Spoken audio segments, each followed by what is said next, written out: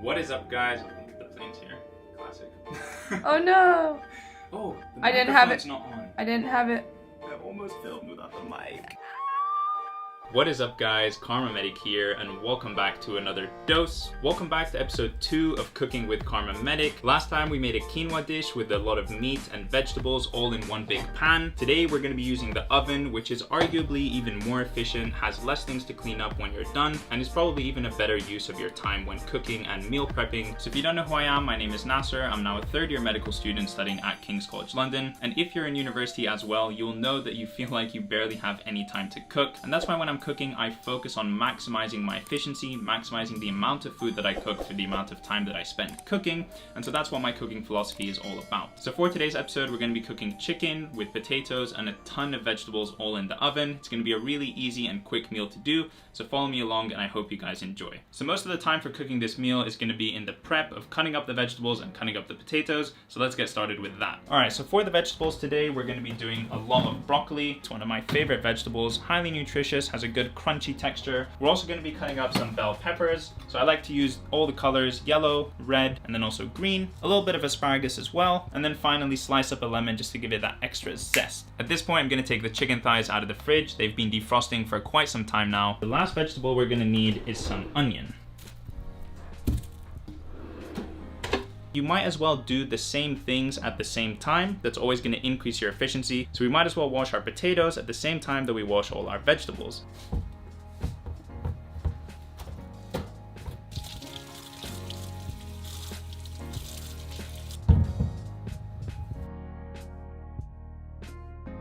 So here on the KharmaMedic channel, I like to promote efficiency as much as I can. So we're going to use the least amount of utensils as possible, the least amount of cooking things as possible. I'm going to prepare all of my pans, throw in some baking paper. Now it's time to cut up the vegetables. Alright, so let's start off with the broccoli. This is probably the easiest vegetable to take care of because once you've washed it, all you have to do is break off the stems and they're basically ready to go.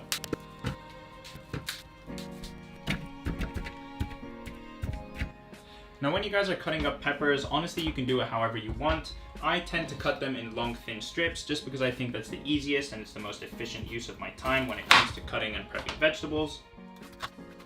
But if you prefer to do them in circles or whatever, that's totally fine too. Just gonna grab a bowl to get all of the trash that I'm accumulating and put it somewhere. So while I'm actually cooking and prepping my meals, I don't actually care if I make a mess anywhere because I know that at the end of my cook, I'm just gonna have 1, 2, 3 minute session where I wipe down all the counters, pick up anything that fell off of the floor, and that's about it. No matter how much mess you generate, it's not going to be that bad to clean up. So I'd rather do all the cleaning at the end in one big go instead of doing it all as I go along, because that's just gonna waste a bunch of time.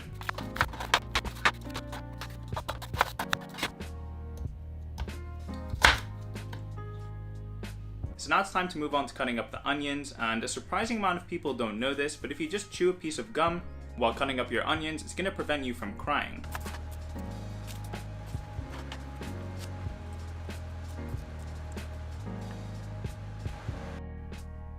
Alright, so now that all the vegetables done, let's move on to the chicken. If you've seen my previous videos, then you'll know that I don't really like to season my food, and that's just because it doesn't really make that much of a difference to me. I'm pretty sure all of my taste buds are dead. But anyways, chicken is something that I've sort of learned to season over time. So the way that I do this is actually really simple. I grab a Ziploc bag or one of these like sandwich bags, and then I fill it up with an arbitrary amount of spices and panko crumbs. I really like these, so I'm going to put a lot. Mix it about until you have it all nice and mixed. Alright, that looks pretty good to me. And now I'm going to have a designated dirty hand in order to touch all of the chicken and a designated clean hand to do everything else. So I'm going to open up my bag with spices, take my chicken thigh and literally just throw it in there. Once it's in there, you just shake it about. Make sure that it gets all covered from all angles and sides. And there you have it. That's the easiest way to season your chicken or any other meat before you throw it in the oven. So once it's done, just take it out, plop it down on this big tray, and then move on to the next one.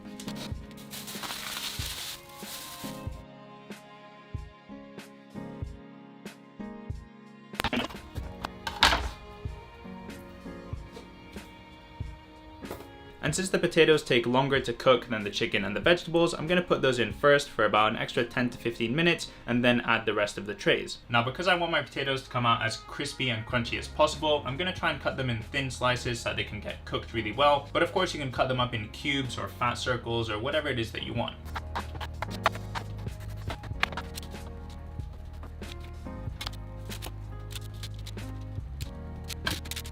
Also, I forgot to mention, but probably when you're cutting up all these potatoes is going to be a good time to turn on the oven.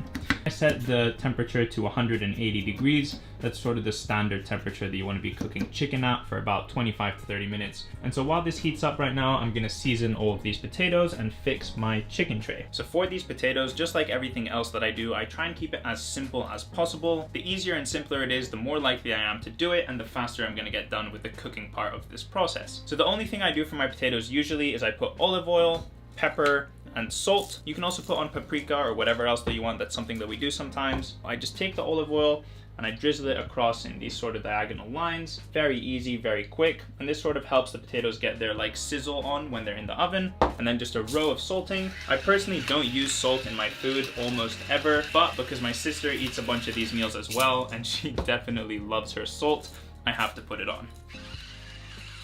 Then a quick round of pepper as well. So ideally you want to put these potato trays in about 10 to 15 minutes before the chicken trays, and that way they can get well sizzled and well crunchy as we want them. But ideally you want to flip them halfway through. Anyway, you heard the oven beep, it's time to put these in.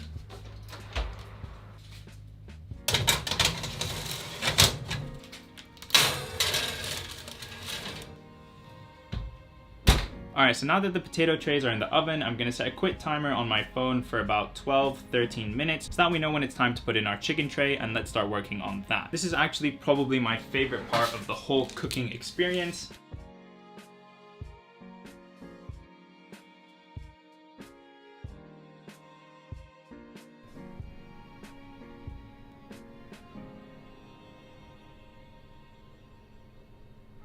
So yeah guys, that's basically it. That is the whole tray. Everything is on there, all the vegetables, all the chicken. Now it's time to put it in the oven.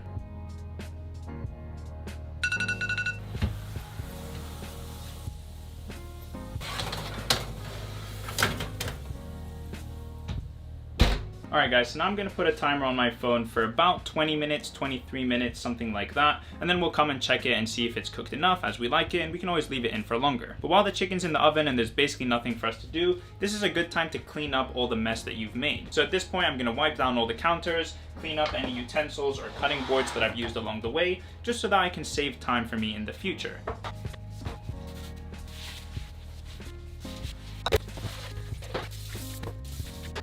So you see, it's actually really easy. The main cleaning up that you have to do with a cook like this is those big trays. And yeah, that's gonna take me about 5 to 7 minutes later over here, getting rid of the grease and everything, but it's minimal cleanup for the amount of food that we're making. All right guys, so the timer's gone off and it's time to check on the food. A lot of smoke is gonna come out, so I might have to fan the fire alarm, but let's see. Oh, potatoes look really, really good. All right, so look at that.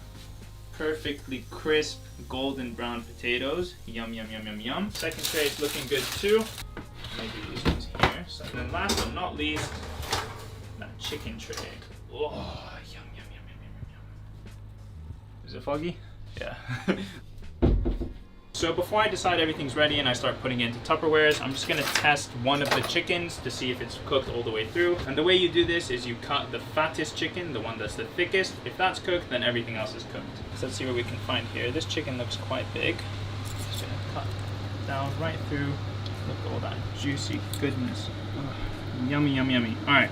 So it looks perfectly cooked. Now we can start putting it into Tupperware so that we can portion it out for the rest of the week. So we've got a bunch of Tupperwares. I'm gonna start by taking one piece of chicken and putting it in each.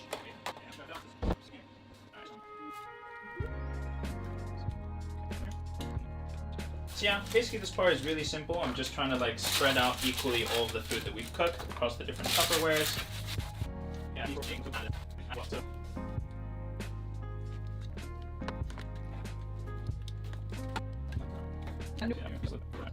Alright guys, so basically everything is finished now. We've got these trays over here to clean up later, and then we have down here 1, 2, 3, 4, 5, 6, 7 Tupperwares of food ready for the week to come. Now in the last episode of Cooking with KharmaMedic, one of my closest friends, Arslan, was the guy who was tasting the food and giving you his honest opinion. Give your honest opinion.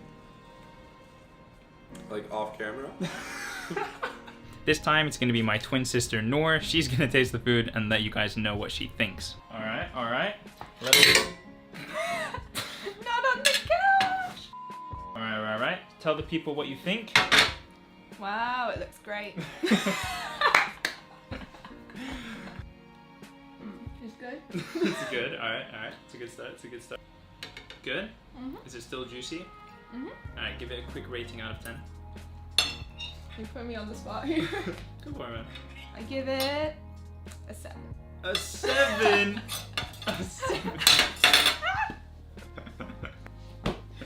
You get 7. 10 out of 10. Alright guys, so that is it. You heard it firsthand from the horse's mouth. The food was at least a 7 out of 10, which is honestly good enough for me. So from start to finish, a meal like this will usually take me between an hour, maybe an hour and 5, an hour and 10 minutes. So if you think about it, it's a very little amount of time to invest in 7 fully cooked meals ready for the coming week. So I hope you guys enjoyed this video. If you do want to see any more cooking videos from me, definitely do leave a like on this video and let me know in a comment down below. I really enjoy making them and I would love to do more. I'm gonna go back to the kitchen and clean the grease off of all of those trays, and I will see you in the next one. Peace!